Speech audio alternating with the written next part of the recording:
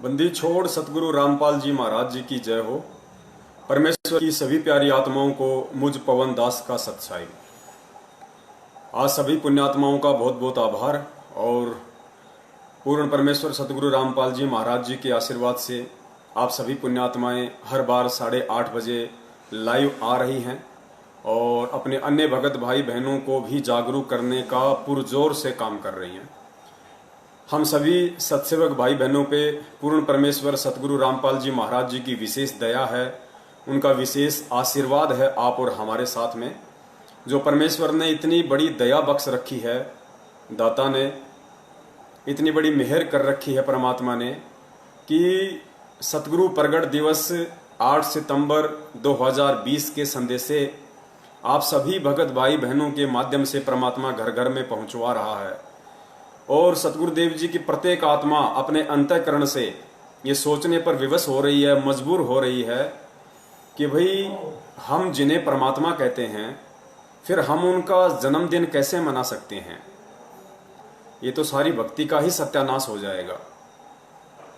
तो पुण्यात्माओं, आप और हमारी जो सेवा बन रही है सतगुरु आशीर्वाद से, परमेश्वर ने जो सेवा आप और हम जैसे तुच्छ जीवों को बख्श रखी है, पुण्यात्मा उस सेवा का कोई वारन पार नहीं है।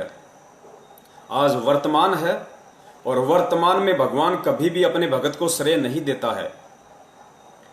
भगत के शरीर छोड़ने के बाद परमात्मा एक महिमा के रूप में फिर आने वाली पीढ़ियों के सामने उन भक्तों की महिमा का एक उदाहरण पेश करता है और आगे आने वाली पीढ़ियां उन भक्तों के जो सुक्रम थे उनको आधार बना के उनसे शिक्षा लेते हुए फिर आगे अपने भक्ति मार्ग को प्रशस्त करती हैं, सावधान रहती हैं।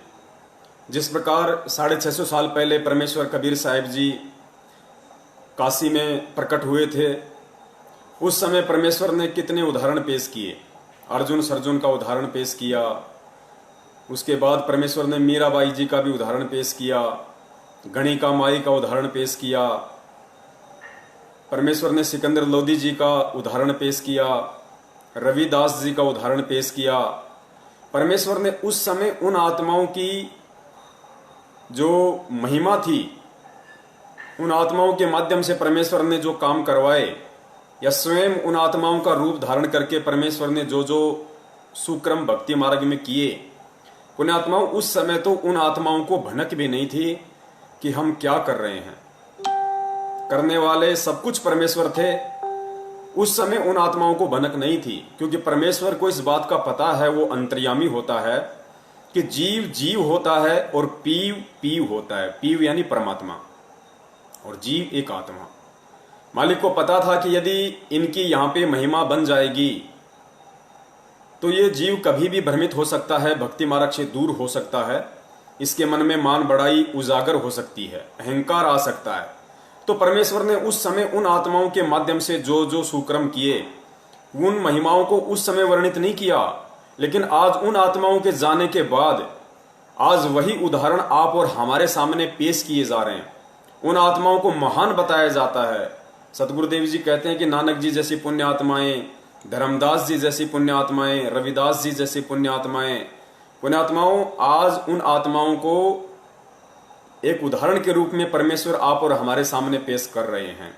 ठीक इसी प्रकार, ठीक इसी पैटर्न पे, इस भक्ति मार्ग और विधान के अनुसार सतगुरुदेव जी ने जो हमें अपने अनमोल सत्संगों में जो बताया, जो समझाया, उस आधार से पुण्यात्माओं आज जो काल भगवान के साथ में परमेश्वर के यंत्र सत्सेवकों की ज्ञान आधार से जो लड़ाई चल रही है और जो उदाहरण बन रहे हैं वर्तमान में कि परमेश्वर के बच्चे कितनी शालीनता से, कितने धैर्य के साथ में और किस तरह परमेश्वर के ज्ञान को आधार बनाते हुए विवेक के साथ में इस भक्ति मार्ग पे चल रहे हैं। सांसारिक और सामाजिक जो परिस्थितियां हैं उनको भी साथ साथ निभा रहे हैं और भक्ति मार्ग में परमेश्वर ने हमें जो सेवा दे रखी है, सुमरण दे रखा है, नित्य नियम आरतियां दे रखी हैं, जो नियम और मर्यादाएं दे रखी हैं, उनका भी साथ साथ हम निर्वाह कर रहे हैं। उनको भी हम तन्मयता के साथ में सतगुरु आशीर्वाद से निभा रहे हैं, उनको पूरा कर रहे हैं। पुण्यात्माओं, आने वाले समय में परमेश्वर ने कहा है कि 1000 वर्ष तक कम से कम ये भक्ति मार्ग निर्बाध रूप से चलेगा। यानी कलयुग में जो सतयुग है उसका समय परमेश्वर ने आगामी 1000 वर्ष के लिए निर्धारित किया है। पुण्यात्माओं, आप और हम जीव हैं, हम एक लिमिट समय के लिए यहाँ पे हैं। हमारे श्वासों का लेखा जोखा परमेश्वर ने निर्धारित कर रखा है। कोई 20 साल जिएगा, कोई 25 साल जिएगा, कोई 50 साल जिएगा, तो कोई 70 साल जिएगा। ठीक इसी प्रकार आज जो पूर्ण परमेश्वर कबीर साहिब जी, परम पूज्य सतगुरु रामपाल जी महाराज जी के स्वरूप में 8 सितंबर 1951 से इस पृथ्वी पर प्रकट हैं, विद्यमान हैं। उन्होंने भी काललोक के विधान के अनुसार कि जो आया है वो जाएगा, उस आधार से उन्होंने भी एक दिन ये जो ओवरकोट है जो अपने तेजपुंज के शरीर के ऊपर उन्होंने डाल रखा है, इसको उतारना पड़ेगा, इस कोट को भी छोड़ना पड़ेगा। तो पुण्यात्माओं, 1000 साल तक जो मार्ग चलेगा, उस समय ना ही तो सतगुरुदेव जी इस वर्तमान शरीर में रहेंगे, क्योंकि ये उन्हें भी छोड़ना पड़ेगा काललोक के विधान के अनुसार। और आप और हम जैसी पुण्य आत्माओं की तो औकात ही क्या है, हमें भी छोड़ना पड़ेगा। तो पुण्यात्माओं, आगामी जो आत्माएं हैं जो 1000 वर्ष तक बिना सतगुरुदेव जी की, बिना अपने गुरु की उपस्थिति के जो भक्ति करेंगी, पुण्यात्माओं, उन आत्माओं के लिए क्या आधार रहेगा? वो आत्माएं किस चीज को आधार बना के भक्ति करेंगी, कैसे वो दृढ़ होंगी इस भक्ति मार्ग पे? उन आत्माओं को भक्ति मार्ग पे दृढ़ता के साथ बनाए रखने के लिए, उनको टिकाए रखने के लिए आज परमेश्वर संगत में जो घटनाएं घटित करवा रहे हैं, जो उदाहरण आप और हम जैसे सत्सेवकों के माध्यम से परमात्मा बनवा रहे हैं, पुण्यात्माओं, ये जो एग्जाम्पल हैं, ये आगामी 1000 वर्ष तक जो आत्माएं सत्य भक्ति करेंगी, उन आत्माओं के लिए उदाहरण पेश होगा। तो पुण्यात्माओं, हाथ जोड़ के निवेदन है, हम सेवक हैं, और जब हमें इतना परमेश्वर ने तत्व ज्ञान दिया है, हमें इतनी सद्बुद्धि बख्शी, हम इतनी दिव्य दृष्टि परमात्मा ने बख्शी है इन चीजों को समझने की, तो पुण्यात्माओं, वर्तमान में हमें जो एक्टिंग मिली हुई है, हमें जो रोल मिला हुआ है, हम उसको तन्मयता के साथ में निभाएं, बिल्कुल धैर्य और विवेक के साथ में हम चलें इस भक्ति मार्ग पे। आज यदि हमने जरा सी भी त्रुटि कर डाली तो आने वाली आत्माएं, उनके ऊपर क्या असर पड़ेगा, वो हमारे विषय में क्या सोचेंगी, ये सर्वविदित है। जिस प्रकार आज हम बात बात पर ये बोल देते हैं कि 650 साल पहले उन 64 लाख ने ज्ञान आधार नहीं बनाया, उन 64 लाख भक्तों ने कबीर साहिब को परमात्मा नहीं माना, उन्होंने परमात्मा को जन्म लिया हुआ मान लिया, उनको नीरू नीमा का बेटा मान लिया, जबकि हम ये विचार नहीं करते कि 650 साल पहले वो आत्माएं आप और हम स्वयं ही थी। तो पुण्यात्माओं, आज जैसे हम 650 साल पहले वाली आत्माओं को दोष दे देते हैं, हम उनको निम्न कैटेगरी में शामिल कर देते हैं कि उन्होंने ऐसी गलती कैसे कर दी। अरे परमात्मा ने 120 साल तक इतना ज्ञान समझाया, अरे उस परमात्मा ने तो लीला की थी, रविदास जी से हाथी किराए पे मंगवाया था, अपनी बेटी गणिका से कहा था कि बेटी तू कल सज धज के आना, बोलो जी पिताजी जैसी आपकी आज्ञा। रविदास जी को पीलवान बना दिया, अपनी बेटी को हार श्रृंगार के साथ हाथी पे बैठा दिया, स्वयं वो परमात्मा अपनी बेटी के पीछे बैठ गया, हाथ में एक बोतल ले ली जिसमें गंगा जल था, और अपनी बेटी के कंधे पे हाथ रख लिया, और रविदास जी हाथी को हाँकने लग गए काशी के बाजार से। आज हम कह रहे हैं कि उस समय कैसे बुद्धि नहीं आई, इतना ज्ञान लेने के बाद कैसे उन लोगों ने विचार नहीं किया कि वो परमेश्वर जिसने 120 साल तक इतना ज्ञान दिया, हमने कैसे ये सोच लिया कि वो परमात्मा शराब पिएगा, वो परमात्मा एक वैश्या के साथ में इस तरीके से व्यवहार करेगा। पुण्यात्माओं, वो और कोई नहीं थे, वो आप और हम ही थे। और जो बातें आज हम उन आत्माओं के लिए कर रहे हैं, उस समय जो आत्माएं थीं आप और हमारे में से, आज हम ये सतगुरुदेव जी के द्वारा तत्व ज्ञान लेने के बाद, इस स्तर का ज्ञान लेने के बाद 650 साल पहले वाली आत्माओं को हम कितनी घृणित दृष्टि से देख रहे हैं, हम उनको कितनी मंद बुद्धि और अज्ञानी आत्माओं की दृष्टि से देख रहे हैं। तो कहीं ऐसा ना हो पुण्यात्माओं कि इस पृथ्वी पे 8 सितंबर 1951 के दिन वो पूर्ण ब्रह्म परमेश्वर कबीर साहिब सतगुरु रामपाल जी महाराज जी के रूप में प्रकट है, और 27 वर्षों से सन 1994 से 18 नवंबर सन 2014 तक हमने उनसे जो अनमोल ज्ञान लिया 27 वर्षों तक, कहीं ऐसा ना हो कि वो ज्ञान लेने के बाद 8 सितंबर 2020 के दिन कुछ मनवस लोगों के कहने पे भेड़ चाल में चलते हुए हम उनका जन्मदिन मनाने की महाभूल कर बैठे हैं। जन्मदिन मनाने का मतलब है हम उनको मानुष समझ बैठे हैं, हम उनको जीव समझ बैठे हैं कि संत रामपाल जी महाराज माता जी के गर्भ से बाहर आए हैं, जन्म लिया है। पुण्यात्माओं, ये महाभूल हमने भूल कर भी नहीं करनी है, वरना आज हमारा ये कर्म और आगामी जो आत्माएं होंगी उन आत्माओं के लिए वैसा ही हो जाएगा जैसा कि आज आप और हमारे लिए 650 साल पहले वाली आत्माओं के वो कर्म थे। उस समय उन्होंने परमात्मा को परमात्मा नहीं माना। कहीं ऐसा ना हो कि आज हम 8 सितंबर के दिन उस अविनाशी, उस अजन्मा, उस स्वयंभू परमात्मा सतगुरु रामपाल जी महाराज जी का जन्मदिन मनाकर और आगे आने वाली जो आत्माएं इस भक्ति मार्ग में हैं, कहीं हम उनके लिए मजाक ना बन जाएं। कहीं वो आत्माएं आपस में ये चर्चा ना करें कि उन मूर्खों को कैसे समझ में नहीं आया, 27 वर्षों तक क्या उन्होंने बाहर झोंका था, क्या उन्होंने परमेश्वर से ज्ञान नहीं लिया, क्या उन्होंने ज्ञान का अचार डाल दिया था, इस कान से सुन के इस कान से क्यों निकाल दिया, परमेश्वर ने कौन सी कमी छोड़ दी थी अपना अनमोल तत्व ज्ञान देने में, क्या उन मूर्खों को परमेश्वर ने लाभ नहीं दिए। अरे मालिक ने तो इतने लोगों को, मुर्दों को जीवित किया, जिनकी उम्र नहीं थी उनको उम्र दी भक्ति के लिए, लोगों के रोग ठीक किए, कैंसर ठीक किया, एड्स ठीक किया, लाइलाज बीमारियां ठीक की। फिर वो निकम्मे, वो मंदबुद्धि आत्माएं, पुण्यात्माओं, आप और हमारे लिए वो शब्द यूज होंगे यदि 8 सितंबर को हमने ये महागलती कर दी तो इस गलती से कौन कौन पुण्य आत्माएं बचना चाहती है और कौन कौन पुण्य आत्माएं नहीं बचना चाहती है, इसका निर्णय आपने केवल और केवल सतगुरुदेव जी के ज्ञान को ही आधार बनाकर करना पड़ेगा। इसके अलावा इस दुनिया में और ऐसा कोई थर्मामीटर नहीं है, ऐसा कोई भी पैमाना नहीं है जिससे आप ये माप सको, आप ये नाप सको कि संत रामपाल जी महाराज जी माता जी से जन्म लेकर आए थे या फिर 8 सितंबर 1951 के दिन वो प्रकट हुए थे। और पुण्यात्माओं, पूर्ण परमेश्वर सतगुरु रामपाल जी महाराज जी ने अब तो अपने सत्संगों के माध्यम से इतनी बड़ी दया कर रखी है कि कुछ भी समझना नामुमकिन नहीं है। पुण्यात्माओं, दुनिया धोखा खा सकती है क्योंकि दुनिया के पास में केवल ज्ञान है, तत्व ज्ञान नहीं है। और हम भक्तों को परमेश्वर ने वो अनमोल तत्व ज्ञान दिया है, वो टॉर्च दी है जिससे हम गहरे से गहरे अंधेरे में भी देख सकते हैं।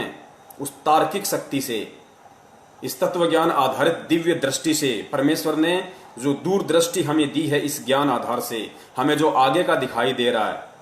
दुनिया को नहीं पता, दुनिया तो मजाक मानती है, कोई नरक नहीं, कोई गधा नहीं बनता, कोई सुअर नहीं बनता। लेकिन आप और हम जिन्होंने परमेश्वर के ज्ञान को आधार बनाया है, आज वो डर रहे हैं, आज वो डरने लग गए कि यदि भक्ति नहीं करी, उल्टे कर्म किए तो परमेश्वर ने कितने उदाहरण पेश किए हैं, कितने उदाहरण पेश किए। जैन धर्म के प्रवर्तक ऋषभदेव के पुत्र महावीर जैन का इतिहास परमेश्वर ने हमें पढ़ाया कि महावीर जैन की आत्मा कितनी बार गधा बनी, कितनी बार बिल्ली बनी, कितनी बार धोबी बना, कितनी बार घोड़ा बना, पुण्यात्माओं कितनी बार कुत्ता बना, पता नहीं 20 करोड़ बार बिल्ली, 10 करोड़ बार हाथी, 60,000 बार नपुंसक के जीवन, कितने लाख वर्ष धोबी, कितने कितने कष्ट उन्होंने सहे। क्यों? क्योंकि परमेश्वर ने तत्व ज्ञान हमें दे दिया। तो अब हमें यकीन हो गया कि वास्तव में जो हमारे सतगुरुदेव जी ने अपने मुखार अरविंद से वर्णन कर दिया वो परम सत्य है, उसमें मीन में की कोई गुंजाइश नहीं है।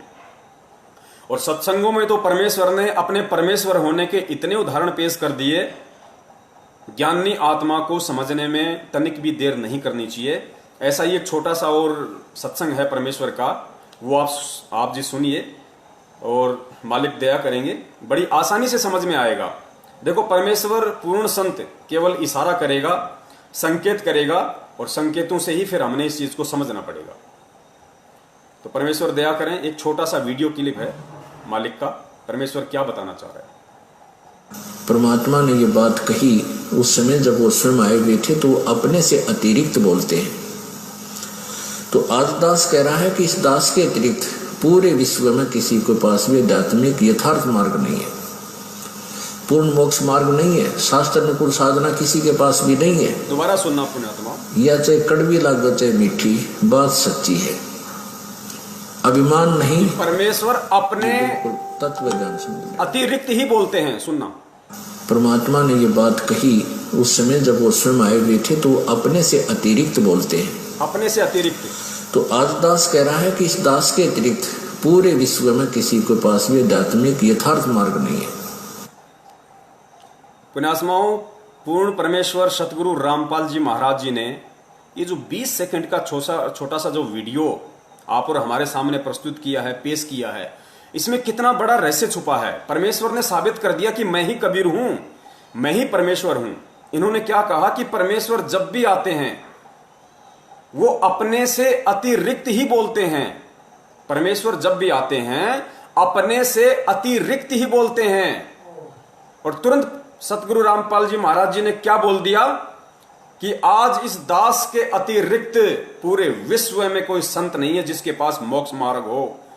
यानी पहले तो सतगुरु रामपाल जी महाराज जी ने परमेश्वर की जो लक्षण है वो बता दिए कि वो केवल अपने अतिरिक्त ही बोलता है, और तुरंत फिर स्वयं भी बोल दिया कि मुझ दास के अतिरिक्त पूरे विश्व में, अर्थात यदि परमेश्वर अपने से अतिरिक्त बोलते हैं तो आज वर्तमान में अपने से अतिरिक्त ये विश्व को संदेश देने वाले कि मेरे अतिरिक्त, इस दास के अतिरिक्त, इस रामपाल दास के अतिरिक्त पूरे विश्व में कोई संत नहीं है जिसके पास पूर्ण आध्यात्मिक मार्ग हो। एक बार दोबारा से सुन लो पुण्यात्माओं, यही संकेत होते हैं परम संत के, यही वो तत्व ज्ञान है जिसका हमें निष्कर्ष निकालना है। एक बार पुनः सुन लीजिए, शायद परमेश्वर दया कर दें। परमात्मा ने ये बात कही उस समय जब वो स्वयं आए हुए थे, तो अपने से अतिरिक्त बोलते हैं। तो आज दास कह रहा है कि इस दास के अतिरिक्त पूरे विश्व में किसी के पास भी आध्यात्मिक यथार्थ मार्ग नहीं है, पूर्ण मोक्ष मार्ग नहीं है, शास्त्र अनुकूल साधना किसी के पास भी नहीं है। पुण्यात्माओं, शब्द सैन सतगुरु की पछाणी पाया अटल सुहाग रे, यही वो संकेत है, यही वो इशारे होते हैं पूर्ण संत के सत्संगों के बीच बीच में, जो हम आत्माओं ने उनके ज्ञान को आधार बना के पकड़ना पड़ता है, समझना पड़ता है। सद्बुद्धि भी परमेश्वर ही देता है, लेकिन परमेश्वर सद्बुद्धि देगा कब? जब हम उसको परमेश्वर मानेंगे। यदि हम उनको खाली रामपाल मानेंगे, कोई संत मानेंगे, एक साधारण सा गुरु मानेंगे, तो वो सद्बुद्धि, वो परमेश्वर बख्शिश नहीं करेगा जिसकी हमें अति आवश्यकता है। क्योंकि भक्ति मार्ग में गुरुदेव ने बताया कि बिना विश्वास के, यदि आपको भक्ति मार्ग में विश्वास नहीं है, क्योंकि भक्ति मार्ग का आधार क्या है? भक्ति मार्ग का आधार सर्वप्रथम शास्त्र होता है, और शास्त्र से जब यह साबित हो जाता है कि पूर्ण संत कौन है, और यदि आप उस पूर्ण संत की शरण में आ जाते हो, तो उसके बाद भक्ति मार्ग का आधार वो शास्त्र ना होकर वो परम संत हो जाता है। आपका गुरु ही आपका आधार हो जाता है। गुरुदेव कहते हैं ना, भाई कर ले गुरु वकील मुकदमा भारी है, भाई कर ले गुरु वकील मुकदमा भारी है। हम शरीर छोड़ते वक्त सोचें कि ये शास्त्र अपने कांख में दबा के ऊपर ले चलेंगे और हम पार हो जाएंगे, नहीं, हमें सतगुरु की ही आवश्यकता पड़ेगी। इसलिए इस भक्ति मार्ग में जब तक हमें विश्वास नहीं होगा, क्या विश्वास नहीं होगा कि मैं जिनकी भक्ति कर रहा हूं और मैं जिनकी शरण में हूं वो कोई परम शक्ति है या नहीं है। एक छोटी सी ऑडियो क्लिप, क्योंकि ये थोड़ी भूमिका बन रही है पुण्यात्माओं, आगे परमेश्वर आज जो खुलासा करवाएंगे, क्योंकि बहुत सारे भगत भाइयों की काफी शंकाओं का तो परमेश्वर ने वीडियो बनवा के 2-4 दिन से काफी तो निवारण हो गया है उनकी शंकाओं का, लेकिन कुछ एक भगत भाइयों की ये शंका रह गई कि भाई बाकी बात तो ठीक है, हमारे समझ में आ गई कि संत रामपाल जी महाराज जी अकेले वो संत हैं जिन्होंने दुनिया में ये अनमोल तत्व ज्ञान दिया है। शास्त्रों को खोल खोल कर खुले में टीवी चैनलों पे यदि किसी ने दिखाया है तो केवल हमारे पूज्य गुरुदेव सतगुरु रामपाल जी महाराज जी हैं। लेकिन हमारे शंका इतनी सी है कि भाई कबीर साहिब जी ने कभी शादी नहीं की, कबीर साहिब जी के कभी बच्चे पैदा नहीं हुए, तो समझ में हमारे ये नहीं आ रहा कि यदि 8 सितंबर 1951 से यदि वो प्रकट हैं, संत रामपाल जी महाराज जी के स्वरूप, उनके शरीर को काम में लेते हुए यदि साक्षात वो कबीर परमेश्वर ही उनके स्वरूप है, उस रूप में है, तो शादी क्यों की? अंजू मंजू वीरेंद्र और मनोज को पैदा क्यों किया? अनारो माई के पति क्यों कहलाए? ये परमेश्वर के तो ये कर्म नहीं होते कि वो शादी करता है, वो बच्चे पैदा करे। अब इस बात को तो हम झुठला भी नहीं सकते, क्योंकि उनके 4 बच्चे भी हैं, उन्होंने शादी भी की है। तो पुण्यात्माओं, आज का ये महत्वपूर्ण विषय होगा और ससबूत परमेश्वर इसको साबित करवा देंगे, आज ही करवा देंगे। हमारा एक भाई था पहले, अब तो वो गुरुद्रोही हो गया। देखो पुण्यात्माओं, आत्मा सब परमात्मा की है, चाहे गुरुद्रोही की हो या चाहे वर्तमान भगत की हो। राग द्वेष हमें ना गुरुद्रोही से करना है, ना हमें किसी जगत वाले से करना है, ना हमें किसी वर्तमान से करना है। तो परमेश्वर ने सिखाया ही नहीं। गुरुद्रोही अपना क्रम भोगेगा, भगत अपना सुक्रम पाएगा। ठीक है, हमें जो मर्यादा जो परमात्मा ने बताई है, गुरुद्रोही से जो बचने के तरीके परमेश्वर ने बताए हैं, हमें उनको अवश्य फॉलो करना है। बाकी राग द्वेष हमें किसी से नहीं करना। तो हमारा जो संजय भाई था वो अभी गुरुद्रोही हो चुका है, पूर्ण रूप से गुरुद्रोही हो चुका है। स्वयं वो जगत गुरु की उपाधि ले चुका है, पूर्ण गुरु की उपाधि ले चुका है, तत्वदर्शी संत की उपाधि ले चुका है वो।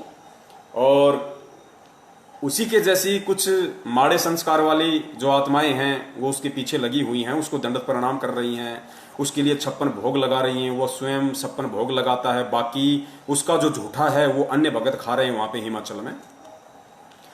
तो वो भाई कहा करता था कि परमेश्वर साबित करवा देंगे, परमेश्वर साबित करवा देंगे। इसलिए दास कह रहा है कि ये पवनदास परमात्मा का कुत्ता ये नहीं कहेगा कि परमात्मा साबित करवा देंगे, परमात्मा साबित करवा देंगे। नहीं, परमेश्वर आज इसी वीडियो में साबित करवा देंगे, दास ये कह रहा है। तो भक्ति में विश्वास और कितना जरूरी है परमेश्वर पे। गुरुजी ने कितनी बार सत्संगों में जिक्र किया, बार बार किया कि बिना विश्वास के भक्ति निष्फल है। और एक छोटी सी ऑडियो क्लिप परमेश्वर की आप और सुन लीजिए, उसके बाद भूमिका जबरदस्त बन जाएगी।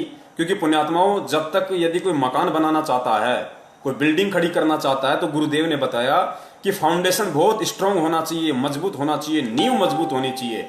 नींव जितनी मजबूत होगी, बिल्डिंग चाहे उसके ऊपर उतनी ही ऊंची खड़ी कर लो, जरा सा भी दिक्कत नहीं आएगी। तो हमें थोड़ी भूमिका बनानी पड़ेगी पहले, उसके बाद फिर हम आज जो खुलासे होंगे जो परमेश्वर की दया से, उसके बाद हमें पक्का यकीन हो जाएगा कि वास्तव में यही लीला है परमेश्वर की। इसी लीला में तरीके से हम जिन्हें सतगुरुदेव जी, संत रामपाल जी महाराज जी यानी पूर्ण ब्रह्म कबीर साहिब जी का बेटा बेटी कहते हैं, अंजू मंजू मरन मनोज वीरेंद्र, भाई ये संत रामपाल जी महाराज जी के बेटा बेटी नहीं, ये तो लीला कुछ और है जो परमेश्वर आगे साबित करवाएंगे। तो ये छोटी सी ऑडियो क्लिप हम और सुने परमेश्वर के मुख कमल से कि भक्ति मार्ग में विश्वास की क्या महत्वता है। अब उधर से परमात्मा उसी दिन रात्रि में सत्संग कर रहे थे 7-8 बजे से, और सर्दियों का मौसम था। अब कुछ भक्त सामने आसपास बैठे थे।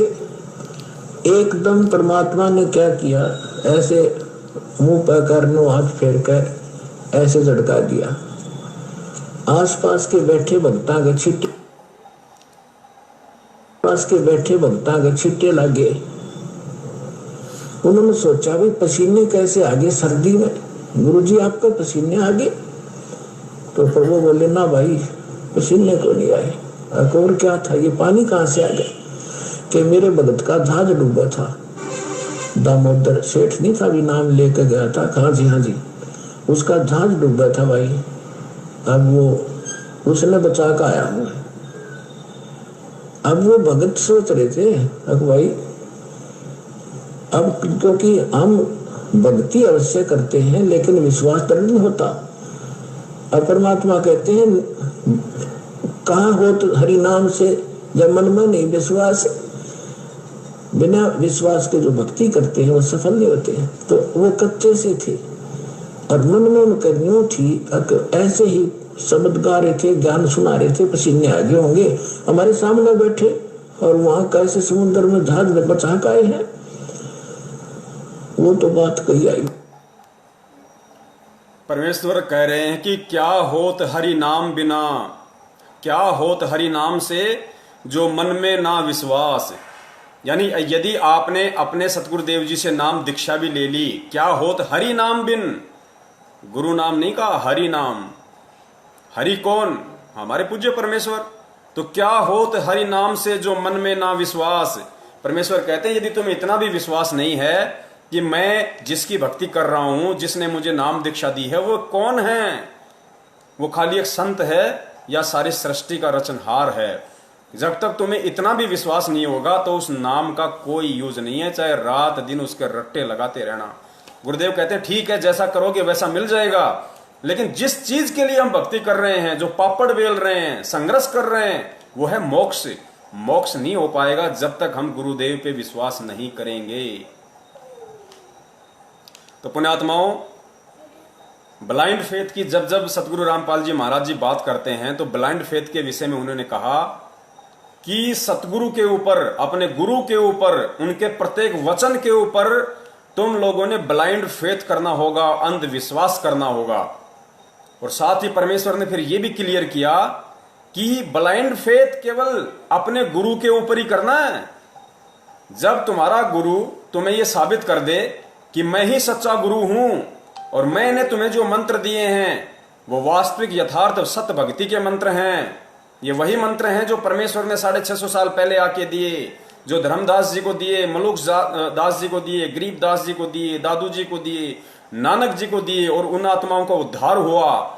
उसके बाद पुण्यात्माओं हमें ब्लाइंड फेथ केवल और केवल सतगुरु पे करना है, सतगुरु के भाई पे नहीं, सतगुरु की मां पे नहीं, सतगुरु के पापा पे भी नहीं, सतगुरु के भाई बंधुओं पे नहीं, उनके कोऑर्डिनेटर सिस्टम पे नहीं, केवल सतगुरु के ऊपर। और यही हम लोगों ने सबसे बड़ी मूर्खता की, हम लोगों ने सबसे बड़ा जो धोखा खाया भक्ति मार्ग में वो यही खाया कि सतगुरु पे तो हमें पता नहीं विश्वास हुआ या नहीं हुआ, लेकिन सतगुरु के पीछे जो उनके परिवार वाले थे, जो रिश्तेदार थे, जो एक मैनेजमेंट सिस्टम बना हुआ था, उन लोगों पे हमने आवश्यकता से ज्यादा विश्वास कर दिया। अपनी सर की पगड़ी उतार के उनके चरणों में रख दी हमने। वो ब्लाइंड फेथ हमारा गलत था, हमारा रॉन्ग था। हमें गुरुदेव ने केवल परमेश्वर पे विश्वास करना सिखाया, अपने ऊपर विश्वास करना सिखाया कि अपने गुरु पे ब्लाइंड फेथ करो, गुरु के परिवार पे नहीं। लेकिन हमने गुरु पे कम और परिवार पे ज्यादा विश्वास किया। आज दुर्गतियां हो रही है, संगत में दुर्गतियां, बेमौत मर रहे हैं सारनामी लोग, सतनामी लोग, प्रथम नाम बेमौत मर रहे हैं। इसका मतलब ये नहीं कि यदि आपको नहीं मालूम पड़ रहा तो संगत में दुर्गति नहीं हो रही, संगत में दुर्गतियां हो रही हैं। जिन्होंने परमेश्वर को परमेश्वर नहीं माना, जिन्होंने सतलोक आश्रम मैनेजमेंट हरियाणा के कहने पर राजनीतियां की हैं, आरक्षण बाजियां की हैं, भगत समाज को प्रेरित करके उनका खून निकलवाया है, वो खून फिर प्राइवेट संस्थाओं को ऊंचे पैसों में बेचा गया है, व्यापार किया गया उनके खून का, गुरु की आड़ में, रक्तदान की आड़ में, और फिर सार नाम की आड़ में कितने भक्तों को मूर्ख बनाया गया कि कितने भगत उनके चक्कर में आके परमेश्वर से दूर हुए हैं। तो पुण्यात्मा, ब्लाइंड फेथ हमें केवल परमेश्वर पे करना है। और यही महागलती 8 सितंबर 2020 को हजारों की संख्या में लोग करने जा रहे हैं, हजारों की संख्या में।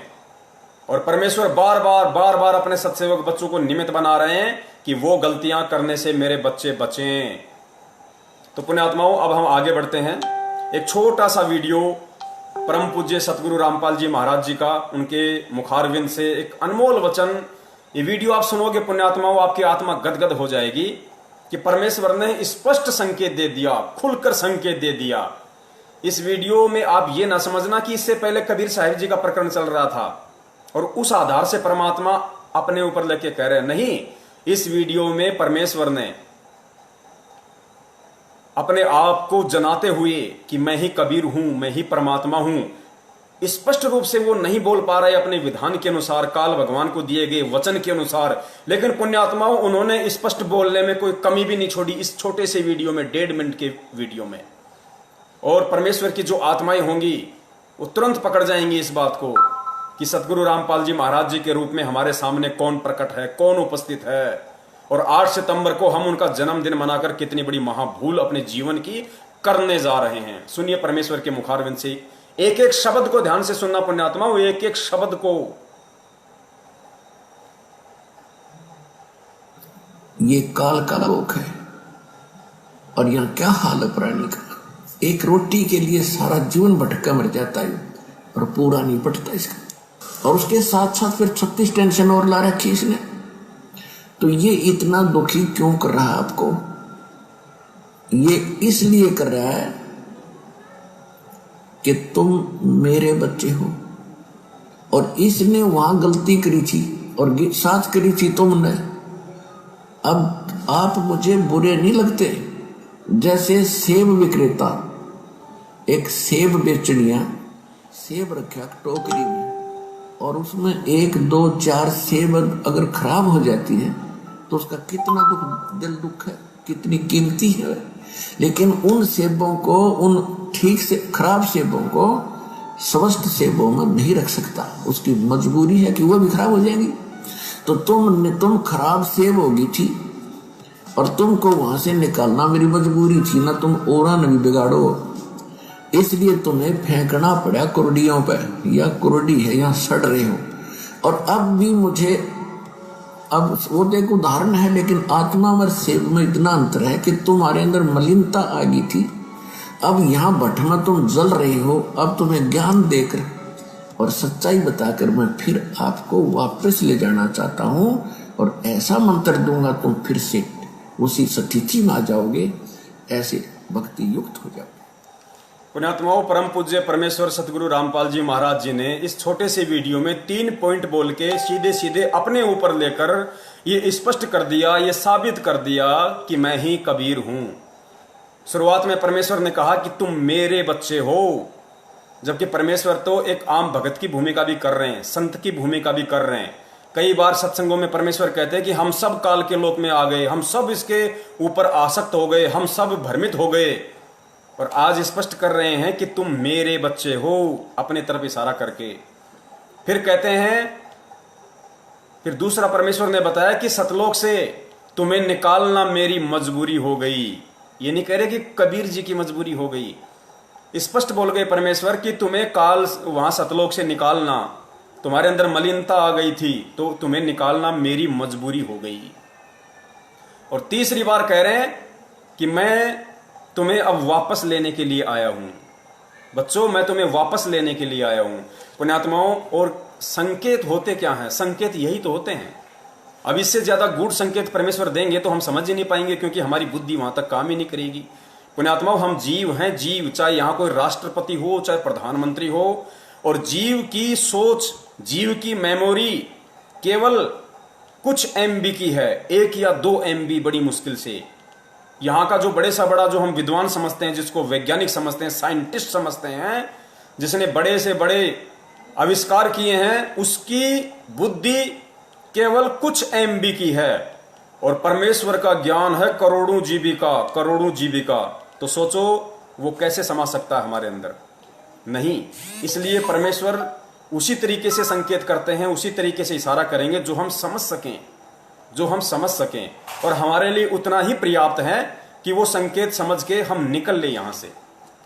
तो विषय हमारा सतगुरु प्रकट दिवस को लेकर है, और 2 दिन तक और परमेश्वर दास को लाइव लेके आएंगे छोटे छोटे मुद्दों पे, ताकि परमेश्वर की आत्माओं तक संदेशा ज्यादा से ज्यादा जाए। और दास निवेदन करेगा, अब आगे परमेश्वर महाखुलासा करवाएंगे उस बात का जिन लोगों को यह शंका है कि यदि आपके गुरु सतगुरु रामपाल जी महाराज परमात्मा हैं, पूर्ण ब्रह्म परमेश्वर हैं, यदि वो प्रकट हुए हैं, आज साक्षात संत रामपाल जी महाराज के स्वरूप में हैं, तो फिर उनके बच्चे क्यों, उन्होंने शादी क्यों की, उन्होंने स्त्री भोग क्यों किया? तो उसके लिए दास निवेदन करेगा, ज्यादा से ज्यादा आप जी शेयर को बटन दबाएं, शेयर का बटन दबाएं, और ज्यादा से ज्यादा जितने भी फेसबुक के ग्रुप हैं, क्योंकि पुण्यात्माओं मजा तभी आएगा जब संदेशा हमारे भगत भाइयों तक ज्यादा से ज्यादा जाएगा। पुण्यात्माओं, भगत ही नहीं, जगत वालों को भी परमेश्वर के वचन सुनने में बड़ा आनंद आ रहा है वर्तमान में, क्योंकि हर आदमी दुखी है और हर आत्मा परमात्मा की है, और ऊपर से ठीक का समय आ गया। तो पुण्यात्माओं, बच के कोई निकल नहीं सकता, सबको इस परमेश्वर की शरण में आना पड़ेगा। तो अब हम बढ़ते हैं हमारे उस खुलासे की तरफ जो परमेश्वर ने आज हम दासों को निमित्त बनाया है भगत और जगत को संदेशा दिलवाने के लिए। तो पुण्यात्माओं, सतगुरुदेव जी ने अपने सत्संगों में कोई कमी नहीं छोड़ी, हर पॉइंट को उन्होंने क्लियर किया है। अब कमी यदि ना समझी कि कहीं ना कहीं है तो केवल हम जीवों की है, क्योंकि या तो हम ध्यान से उनके सत्संग नहीं सुनते, या फिर हम परमेश्वर को परमेश्वर ना मान के और एक आम संत की तरह उनके साथ व्यवहार करते हैं और भक्ति भी करते रहते हैं, तो वो सद्बुद्धि हमें बख्शिश नहीं होगी जो एक सुयोग्य भगत को होनी चाहिए। तो इस बात का जो सबूत है, जो खुलासा है, वो सन 2012 में ही परमेश्वर सतगुरु रामपाल जी महाराज जी ने सतलोक आश्रम बरवाला में ये पुस्तक लिखी थी जिसका नाम है कबीर सागर का सरलार्थ। इसको 2016 में सतलोक आश्रम मैनेजमेंट हरियाणा ने टाइपिंग करवा कर अपने धार्मिक व्यापार के लिए संगत में भिजवा दिया, बंटवा दिया इसको। लेकिन और कहा कि सन 2016 में एक लेटर निकाला इन लोगों ने कि संत रामपाल जी महाराज जी ने हिसार जेल से लिख के भेजा है 400 पेज का कबीर सागर, जबकि इसकी भूमिका में लिखा हुआ है, आप पढ़ना पुण्यात्माओं, दास इतना नहीं पढ़ा पाएगा आपको सारा, क्योंकि समय का अभाव है, इंटरनेट का भी अभाव है, दास के पास इतना नेट नहीं है। इसकी भूमिका में लिखा हुआ है, सतगुरु रामपाल जी महाराज जी स्वयं कह रहे हैं कि इस दास ने मात्र 2 महीने के अंदर अंदर पूरे कबीर सागर को पढ़ा, उसका निष्कर्ष निकाला, और पूरा निष्कर्ष निकाल के मात्र 2 महीने के अंदर अंदर सन 2012 में इस कबीर सागर को लिपिबद्ध कर दिया था। मैनेजमेंट ने तो केवल इसको टाइप करवाया, टाइप, और कुछ मिलावट भी कर रखी है, वो भी आपको बताएंगे, वैसे तो वीडियो बने हुए हैं उसके ऊपर। तो परमेश्वर ने इसी के अंदर वो गहरा रहस्य छुपा रखा है। उस सवाल का जवाब परमेश्वर ने इस कबीर सागर के पेज नंबर 70 के ऊपर छुपा रखा है पुण्यात्माओं। पेज नंबर 70 ध्यान से पढ़ना, ज्यादातर भक्तात्माओं के घर पे रखा भी होगा। तो चलिए हम सीधे चलते हैं point two point page number 70 पे। पेज नंबर 70, ये देखिए पुण्यात्माओं, ये है पेज नंबर 70। आपको उल्टा दिखाई देगा, इसलिए दास पढ़ के आपको सुनाएगा, आप देख लेना अपने घर पे। इसमें दास आपको थोड़ा सा मौखिक बता देता है। इसमें श्री कृष्ण जी का मैटर है, थोड़ा सा श्री कृष्ण जी और दुर्वासा ऋषि जी का थोड़ा सा मैटर है। और मैटर ये है कि परमेश्वर ने ये जो अनमोल कथा इस कबीर सागर के पेज नंबर 70 पे लिपिबद्ध की है, इसका बहुत बड़ा रहस्य था।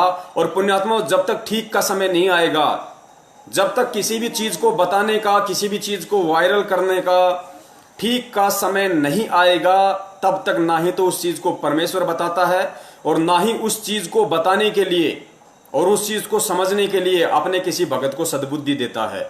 जब ठीक का समय आएगा तो परमात्मा भैसाराम से भी वेद मंत्र बुलवा देगा, वो इतना समर्थ है। तो दास की और मेरे जितने भी सत्सेवक भाई बहन हैं, उनकी कोई औकात नहीं है कि हम आप लोगों को इस वक्त ये संदेश दे सकें। हमारी स्थिति तो उस गधे की जैसी है जिसके विषय में कहा जाता है कि अल्लाह मेहरबान तो गधा पहलवान। तो हमारे ऊपर तो हमारे पूर्ण ब्रह्म परमेश्वर, वो अल्लाह, वो सतगुरु रामपाल जी महाराज जी मेहर है, उनकी मेहर है, वो मेहरबान है, जो हम जैसे गधों को पहलवान बना के संगत में छोड़ रखा है और अपने भगत भाई बहनों तक संदेशे जा रहे हैं। तो इसमें जो प्रकरण है वो दुर्वासा ऋषि और श्री कृष्ण जी को लेकर है। दास थोड़ा सा मौखिक बता देता है, फिर आपको ये पढ़कर भी बता देगा ताकि आपको और अच्छे से समझ में आए। तो परमेश्वर ने इसमें लिखा है, चलो पहले दास आपको पढ़ के बता देता है पुण्यात्माओं। श्री कृष्ण जति और दुर्वासा निराहारी थे। श्री कृष्ण जी जति पुण्यात्माओं, इसी कबीर सागर के पेज नंबर 70 पे परमेश्वर ने 2 प्रकार के जति बताए। एक जति वो होता है जो कभी स्त्री भोग नहीं करता, और दूसरा जति वो होता है जो सिवाय अपनी औरत के अन्य किसी के साथ भोग नहीं करता है। 2 प्रकार के परमेश्वर ने जति बताए हैं। पुण्यात्माओं, अंतर्यामी परमेश्वर को मालूम था इस बात का कि दुनिया तो बहुत देरी से समझेगी। मेरे से नाम उपदेशी जो भगत हैं उनके 2 ग्रुप बनेंगे, ए और बी, सत्सेवक और मैनेजमेंट, और आपस में उनका इन बातों पे तर्क वितर्क होगा, वाद विवाद होगा। तो अंतर्यामी परमेश्वर ने 2012 में ही ये महत्वपूर्ण उदाहरण प्रस्तुत करके छोड़ दिया था कि जब ठीक का समय आएगा तो एक भाई दूसरे भाई को समझाने के लिए मेरे द्वारा लिपिबद्ध इस कहानी का उपयोग करेगा। वो अंतर्यामी परमेश्वर है पुण्यात्माओं। श्री कृष्ण जति और दुर्वासा निराहारी थे। निराहारी वो होता है जो आहार नहीं करता, जो भोजन के ऊपर आश्रित नहीं होता, जो अन्न के ऊपर आश्रित नहीं होता, उसको निराहारी कहते हैं, गुरुदेव ने बताया। कबीर जी ने कहा कि हे धर्मदास, आप जी को पता है कि श्री कृष्ण जी की 8 स्त्रियां तो वे थी जिनसे उन्होंने विवाह किया था। 16,000 वे स्त्रियां थीं जिनको एक राजा से युद्ध करके छीन कर लाए थे, तथा अन्य जो मथुरा वृंदावन की गोपियां थीं, इन सब के साथ श्री कृष्ण जी ने भोग विलास और कोष्टक में लिखा हुआ सेक्स करते थे। एक दुर्वासा ऋषि थे, वे निराहार रहते थे, दिन में केवल 1 दिन का दूब घास का खाते थे। दूब को ध्रुवा भी कहते हैं। केवल दूब के घास मात्र तिनके पर आधारित रहने के कारण ऋषि का नाम दुर्वासा प्रसिद्ध हुआ। एक समय कुछ गोपियों को दुर्वासा ऋषि के दर्शन करने की इच्छा हुई, परंतु दुर्वासा ऋषि का आश्रम यमुना नदी के उस पार था। गोपियों ने श्री कृष्ण जी से दुर्वासा ऋषि के दर्शन करने तथा उनको भोजन करवाकर साधु भोज का पुण्य लेने की इच्छा व्यक्त की। श्री कृष्ण जी ने कहा कि बहुत अच्छा उद्देश्य है, जाओ। गोपियों ने समस्या बताई कि भगवान, यमुना नदी में अथाह जल बह रहा है, कैसे पार करेंगी। श्री कृष्ण जी ने कहा कि तुम जमुना नदी के किनारे खड़ी होकर यह शब्द कहना कि हे जमुना, पुण्यात्माओं ध्यान से सुनना, ये बहुत बड़ा प्रकरण है, बहुत बड़ा, परमेश्वर को परमेश्वर साबित करेगा ये प्रकरण, कि परमेश्वर के ना बच्चे हैं जिन्हें आप अंजू, मंजू, मनोज, वीरेंद्र, इन चारों को जिन्हें आप सतगुरु रामपाल जी महाराज जी का बेटा बेटी समझ रहे हैं, ये उनके बेटा बेटी नहीं है। ये किस आत्मा के बेटा बेटी हैं और किस विधि से, किस लीलामय तरीके से ये परमेश्वर से उत्पन्न हुए हैं, सर्जन हुए हैं, ये साबित होगा आज। श्री कृष्ण जी ने कहा कि तुम जमुना नदी के किनारे खड़ी होकर यह शब्द कहना कि हे जमुना दरिया, यदि श्री कृष्ण जति हैं, जति यानी जिन्होंने भोग विलास नहीं किया, यदि श्री कृष्ण जति हैं और हमारे साथ भोग विलास नहीं किया तो हमें रास्ता दे दो। जब वापस आओ तो जमुना के किनारे कहना कि हे जमुना दरिया, यदि दुर्वासा ऋषि पवन आहारी हैं तो हमें रास्ता दे दो। सैकड़ों गोपियां भोजन के थाल लेकर चली। यमुना नदी के किनारे जब ये शब्द बोले कि यदि श्री कृष्ण गोपाल जति हैं और हमारे साथ भोग विलास यानी सेक्स नहीं किया है, फिर यहां परमेश्वर ने कोष्टक में जति क्या होता है उसका एग्जाम्पल दे रखा है। जति 2 प्रकार के होते हैं, एक तो जिसने कभी स्त्री भोग नहीं किया हो, पुण्यात्मा ध्यान रखना, सतगुरुदेव जी के ऊपर यही जति वाला उदाहरण पेश होगा आगे। एक जति वो होता है जिसने कभी भी स्त्री भोग नहीं किया हो, दूसरा जिसने अपनी पत्नी के अतिरिक्त अन्य स्त्री से कभी मिलन नहीं किया हो, तो हमें रास्ता दे दो। उसी समय जमुना नदी का पानी घुटनों तक आ गया, इतना गहरा रह गया। सब गोपियां नदी पार कर गई। फिर से जमुना दरिया किनारों तक भरकर बहने लगी। गोपियों ने जमुना पार करते ही वापस जमुना उसी वेग से बहने लगी। यह देखकर सभी गोपियों ने विचार किया, पुण्यात्मा देखना गोपियों ने क्या विचार किया।